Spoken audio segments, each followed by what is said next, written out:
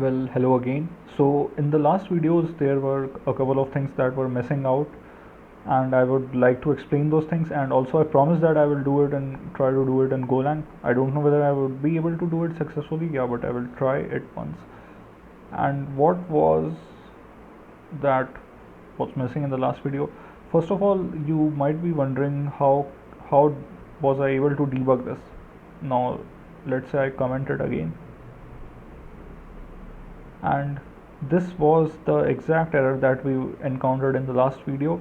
And as you can see the error, I saw this simply. First of all, I don't know what is this, but clearly I saw it as something related to address, and then I saw that it's stack overflow on address. So since it is stack overflow, how can we get this error stack overflow? We can get this error when we are calling functions like one on top of another, and the functions are obviously called on a stack, so called on a stack memory, and therefore they're called one on another. One functions call another, the other function calls another function, and in this way when a function stops executing, it goes out of the stack. And the every stack has its own set of memory, I think, and everything, yeah. So what happens is that in this case the stack overflowed, so we made too many calls without ending the calls, and hence that is why we were getting the stack overflow error. It means that there was some place where the recursion did not end, and it was this, and hence I was able to encounter this error. And one thing you might have noticed, that around 16th minute I said that it is marking everything as 2, and I don't think it should be a problem. What I meant was that it shouldn't be a problem, like the answer should be wrong, which is wrong when we mark everything as 2. But I was thinking that okay, even if it marks everything as 2, the recursion should end when it marks everything as 2. So I was confused why the recursion was not ending, although the answer is wrong, but the recursion should end at least. So we shouldn't get this stack overflow error, we should get simply a wrong answer. And we were not even getting that. Like, that is what I meant when I said that it should be correct. I thought, like, I was wondering why this recursion is not ending, but it was not ending because again we were not checking this 2 condition also. Like, not checking this 0 condition would give us a wrong answer, but not checking this 2 condition, because eventually everything will be marked as 1, and everything will be marked as 2, and it will eventually stop, so the answer would be wrong. And luckily here in this case we are not getting a wrong answer, because there is only one component, so it is marking everything as 2 and we are getting one single answer.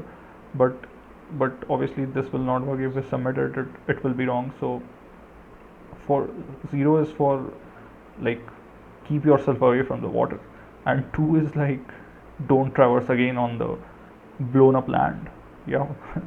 So we are blowing up the land, and no need to traverse up on it again, and no need to go onto the water, yeah. It's dangerous, there are sharks in it.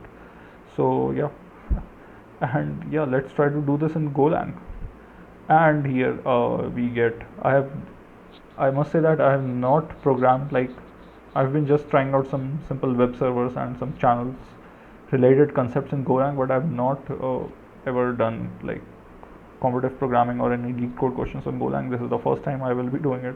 And yeah, let's see, let's just follow the syntax. And this is how we mark a variable.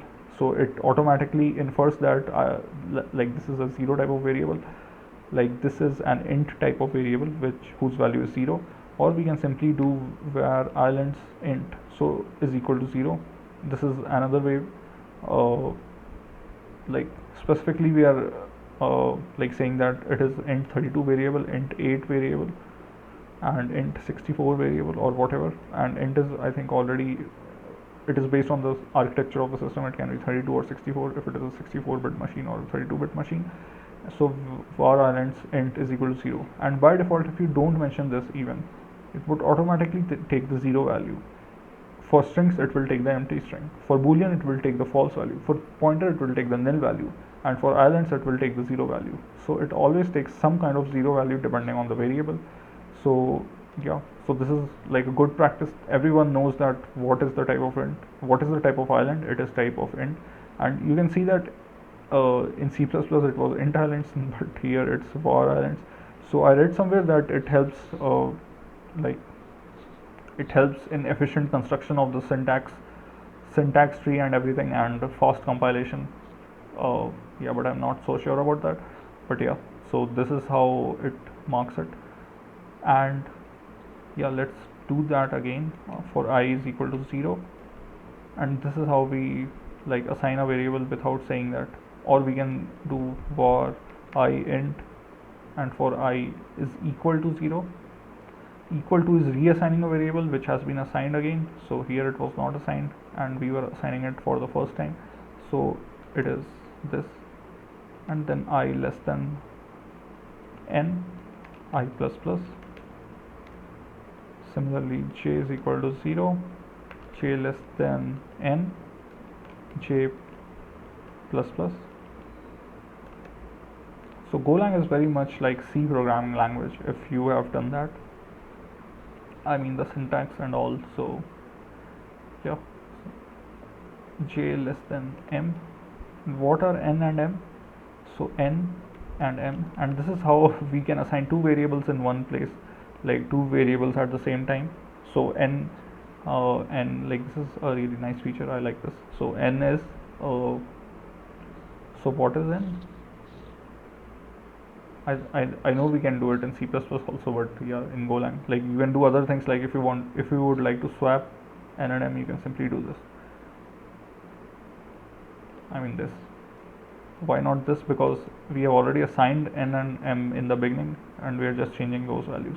So when you change, no colon. When you don't change, when you assign, a colon. So here we are assigning what is n.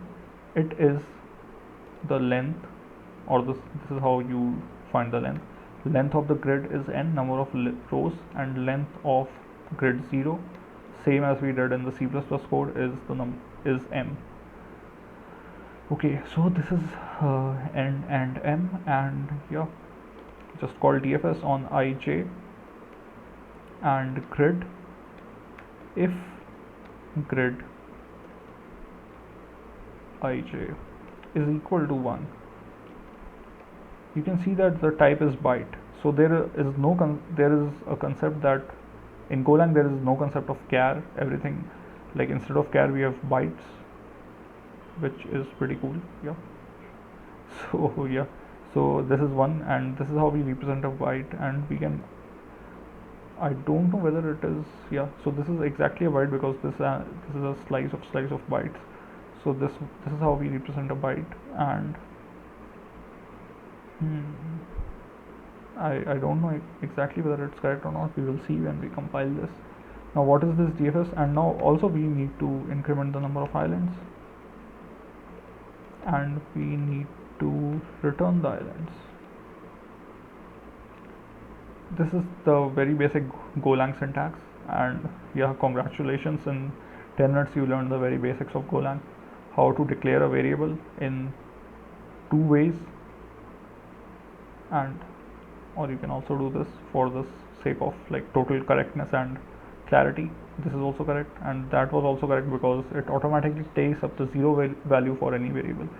So this is correct, this is correct, and this, I mean this is one way and this is another way. So 2 ways of defining a variable.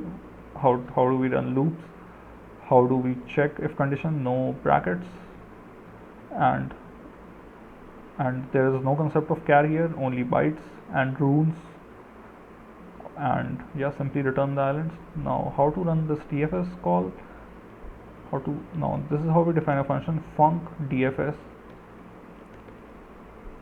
and this will return nothing. And for example, if had it returned int, so it would be int, like we write the return time here, but since it doesn't return anything, it is nothing. And DFS int I comma j. Now again, this is C++ syntax which is wrong. It's actually I comma j, which is of type int. So even if it was k l, like k l m, all are int, so we will simply write it like this, much more compact. So I and j are of type int, and apart from that we have a grid.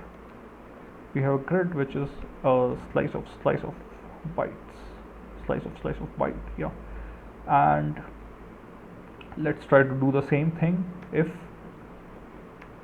grid, now there are multiple things that we need to check, is equal to 0, or again grid ij is equal to 2, then no need, then simply return. But before that, again we need to check whether it's out of bounds or not.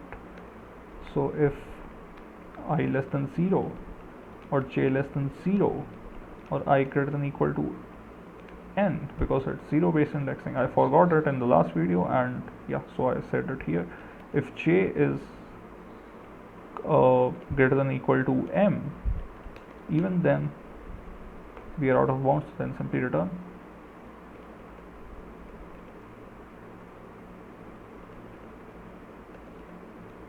Yeah, looks little more compact. Else simply check for all the neighbors. Yeah, we can do a loop, but this is also okay because there are only 4 values, so in this way it is acceptable. Try to run a DFS on the next row of the grid.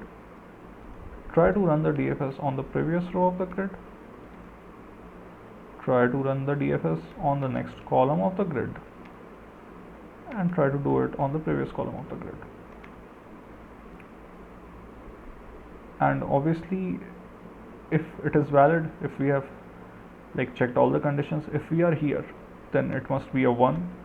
Now first thing you need to do is mark it as 2. Obviously, if you have done C++, you know that the array is passed as a pointer, so we know that grid is being passed as a pointer, so therefore we don't need any pointer or anything like that, like passing a pointer or something, because array or slice here in this case is passed as a pointer.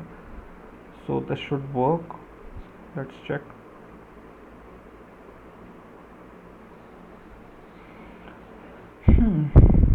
Okay, so this is working, and let's try to submit it, and let's see whether it gets accepted or not. And yeah, it's accepted, and oh my god, what is this?